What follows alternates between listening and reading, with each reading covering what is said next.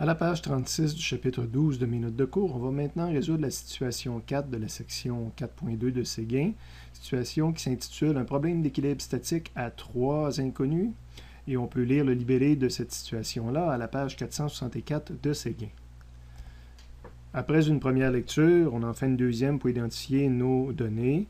On a une règle de longueur L dont la masse est de 100 grammes. On ne semble pas nous donner la longueur de la règle, donc j'ai appelé LR est égal à L pour l'instant tout simplement. J'aurais pu mettre juste LR puis rien écrire d'autre. La masse était notre 100 grammes, je l'ai transformé en kilogrammes parce qu'on est toujours mieux de travailler avec les données dans les unités de base du SI. Est incliné à 30 degrés par rapport à l'horizontale.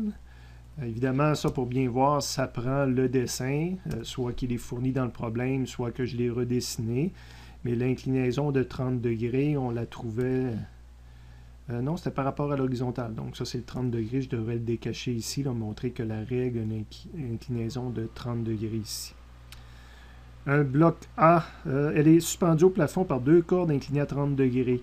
Donc j'ai deux cordes que j'ai représentées par les forces de ces cordes-là par FT, puis qui nous disent qu'ils sont à 30 degrés par rapport à l'horizontale. Donc à droite, j'ai ma force de tension dans la corde à droite, puis le 30 degrés se trouve être là par rapport à la verticale. Puis l'autre côté, j'ai aussi une force de tension, donc une corde qui tire sur la règle à gauche, puis l'angle de 30 degrés se trouve être là. Évidemment, c'est extrêmement utile d'avoir un dessin là, pour bien comprendre ce que le client ou le demandeur exige de nous là, comme situation à résoudre. Un bloc A est suspendu à mi-chemin, donc en plein milieu de la règle, je vais avoir une force de tension encore. Ça, c'est le FGR. C'est vrai, en plein milieu de la règle. Je n'avais pas fini de lire. Elle est suspendue à mi-chemin entre le centre de la règle et l'extrémité gauche. Donc, la corde qui tire vers le bas est à cet endroit-là. Là. Voilà, l'endroit où on a mis le dynamomètre B là, sur le dessin. Vous pouvez regarder dans le livre de Séguin. Donc, il est à mi-chemin entre l'extrémité et le milieu, là, donc à peu près au quart. J'ai dessiné le bloc A à côté, un peu comme dans le problème précédent, là, pour éviter d'aller trop en longueur sur mon dessin.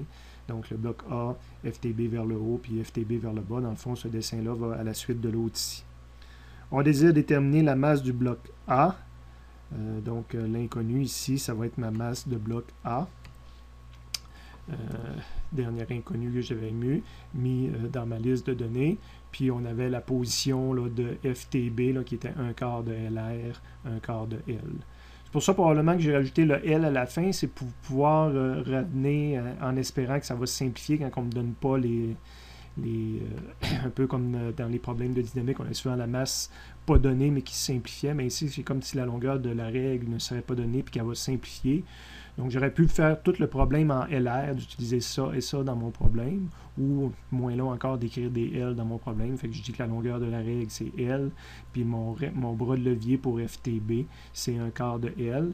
Donc j'ai dû l'illustrer probablement quelque part en arrière ici, là, de me dessiner un bras de levier qui montre là l'endroit où est située ma corde. Par rapport à mes variables, la seule que je n'ai pas identifiée encore, je vais déplacer elle pour cacher l'autre à côté que je ne parle pas immédiatement.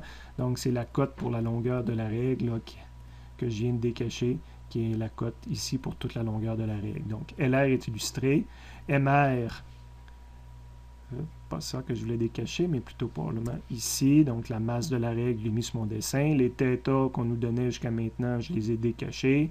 Le RB, le MA, donc la masse du bloc qui était ici. Et pour l'instant, j'aurais pu même ne pas décacher l'axe de rotation pour montrer là, comment grandit tranquillement ma solution. C'est ce que j'aurais sur mon dessin à ce moment-ci de la solution. N'étant pas très bon en physique, je ne sais pas par où commencer. Je commence en regardant mon point d'interrogation, MA. Donc, je cherche la masse qui est ici. Je vais passer par une loi de dynamique, mais sur la masse A, elle n'est pas en rotation. Cette masse-là est tout simplement suspendue par une corde, puis son FG tire vers le bas. Je vais faire la somme des forces en Y sur la masse MA. Ça va faire apparaître mon inconnu que je cherche. J'ai plus FTB vers le haut, moins FGA vers le bas, est égal à 0. FTB moins MA fois G est égal à 0. Donc le MA, quand je vais l'isoler, je l'enverrai de l'autre côté du égal, MAG. MA va être égal à FTB divisé par G. Et évidemment, j'ai progressé, mais je n'ai pas une solution. J'ai une équation avec deux inconnus dedans. Il va falloir que je calcule FTB pour pouvoir m'en sortir. Puis FTB, quand je m'en vais dans l'autre problème, que je fasse une somme des forces en X ne me servira à rien, il est en Y au complet. Donc il va falloir que je fasse une somme des forces en Y, mais je vais faire le lien avec deux variables inconnues. Problemo. Je serais mieux de faire de la rotation pour éliminer une des variables au moins. Je ne mets surtout pas mon axe de rotation vis-à-vis le FTB parce que ça va éliminer l'inconnu que j'ai besoin pour revenir à mon problème initial. Donc je vais mettre mon axe de rotation soit ici, soit à l'autre bout pour éliminer une des deux autres inconnues.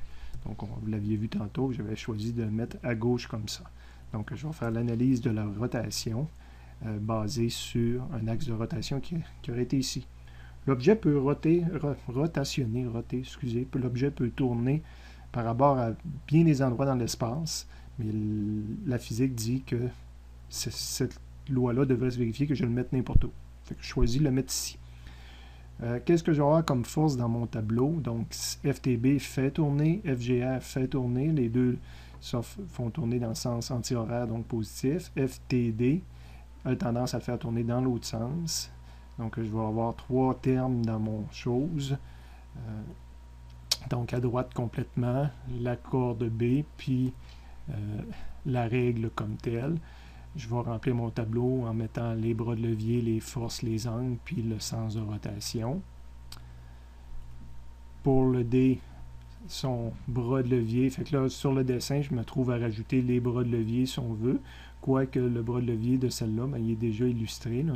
Le bras de levier, c'est le LR qui est là, ou le L. Donc, j'aurais pu écrire l'un ou l'autre. Le FTD, je ne le connais pas. L'angle, là, il faut que je me demande quel angle que fait le FTD avec son bras de levier, avec la droite, une droite qui aurait ce sens-là. Donc, ça se trouve être aussi le pointillé qui est en arrière là. Donc, l'angle que je cherche, le θD, il est en arrière ici. On va essayer de vous le montrer tranquillement. Il est là, c'est la petite courbe que j'ai ici. C'est lui, parce que ça, c'est parallèle au pointillé là, qui serait en arrière là. Donc, l'angle que je cherche, c'est l'angle entre mon bras de levier puis ça. Cet angle-là est connu. Puis je peux faire un 90 degrés à cet endroit-là.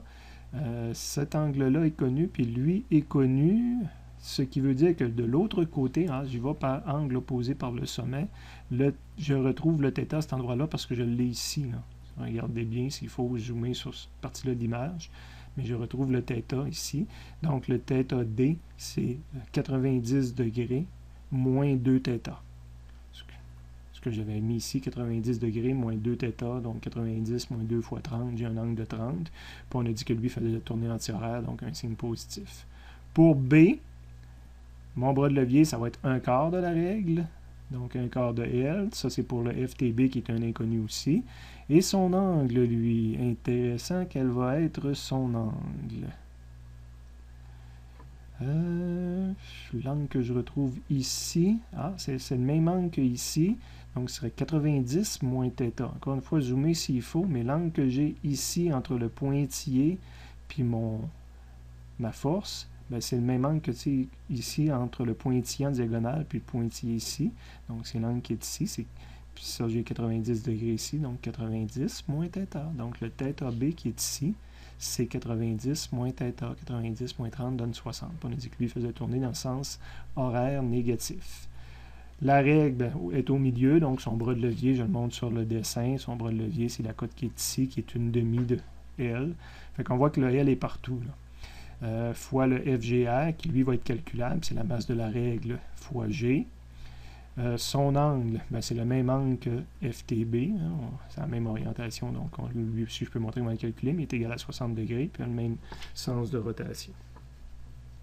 Et maintenant, les moments de force, petite variante par rapport à d'autres façons que j'ai rempli le tableau. Cette fois-ci, je vais vraiment mettre le moment ici, donc je ne me préoccupe même pas du signe pour l'instant. Je vais juste mettre vraiment mes modules, donc R, F fois le signe de l'angle, donc L pour le bras de levier TD, c'est L fois FTD fois sinus de 30, qui donne une demi en passant, donc c'est un beau chiffron. Pour le TB, ben, c'est 1 quart L fois FTB fois sinus 60, qui donne radical 3 sur 2. Si vous connaissez un peu le cercle trigonométrique. Et en R, le moment de force en R, ben, c'est une demi fois L fois FGR, qui est la masse de la règle fois G, fois sinus de 60, qui est radical 3 sur 2 aussi. Bon, étant donné que j'ai mis juste les modules, c'est parce que, oui, la loi de physique que je vais appliquer, c'est la somme des moments de force selon mon axe de rotation est égale à 0.